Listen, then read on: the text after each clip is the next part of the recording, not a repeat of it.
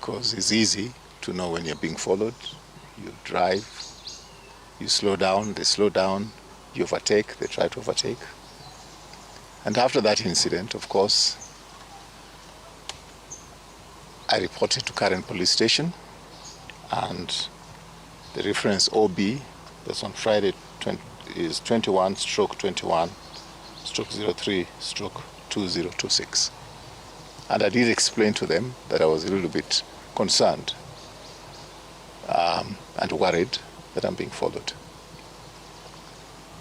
Unfortunately, on Saturday evening, I was supposed to be going for an interview at Ramogi Radio. I'd made a commitment to go there.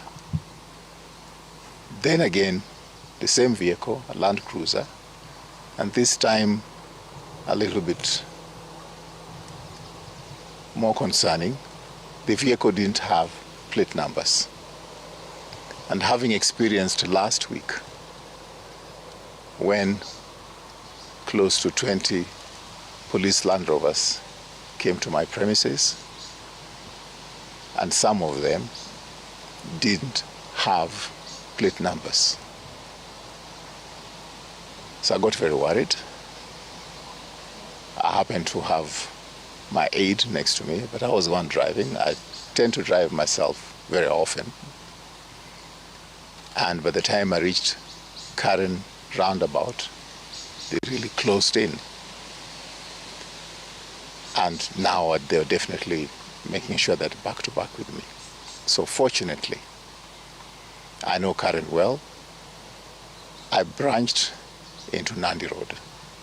They were not able to branch into Nandi Road. If you go, you can see how that road is structured there. So it meant that they either had to turn and face the oncoming traffic to follow me, or they had to go around. That's how I lost them. Of course, I went into some roads within Karen, and I realized that since I was being followed, I'd already reported to the police.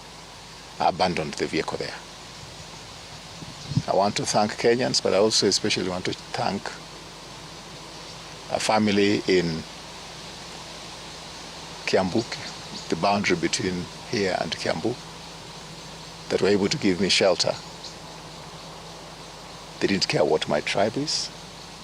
They just saw me as a human being until yesterday past midnight when I was able to come here. My family is very traumatized, and I think that all my relatives are traumatized. Kenyans of goodwill are traumatized.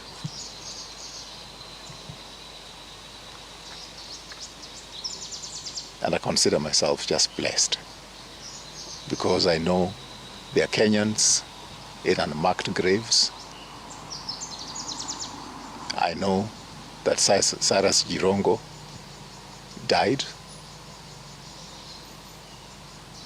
I know that Ojwang was killed.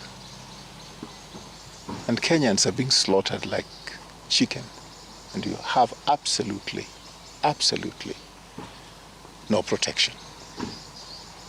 You may ask, why didn't I go to a police station to report?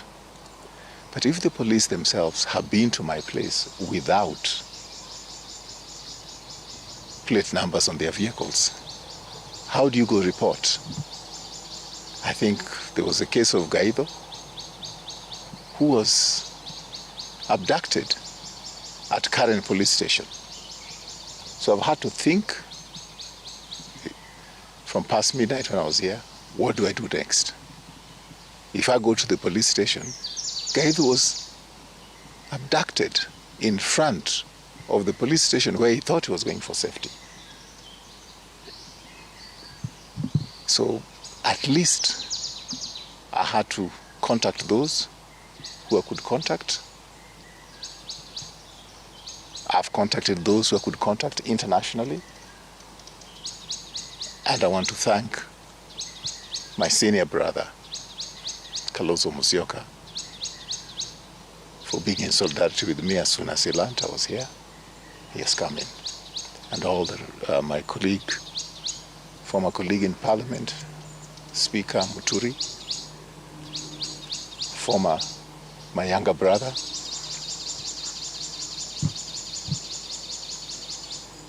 Wamalwa.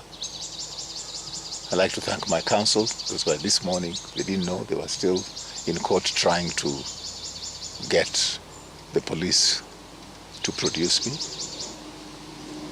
And I know from some of the postings they've been doing, since they didn't get me, they don't know where I am. They didn't know where I am. So that's why they started the rumors. If they had got me, they would be quiet. Why are they saying that they think I'm hiding somewhere? Because they know I'm hiding somewhere. They didn't get me. I think that's all I have to say.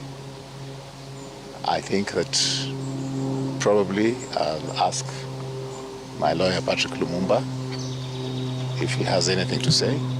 And then I'll ask my colleagues who are here to say anything that they feel they want to say.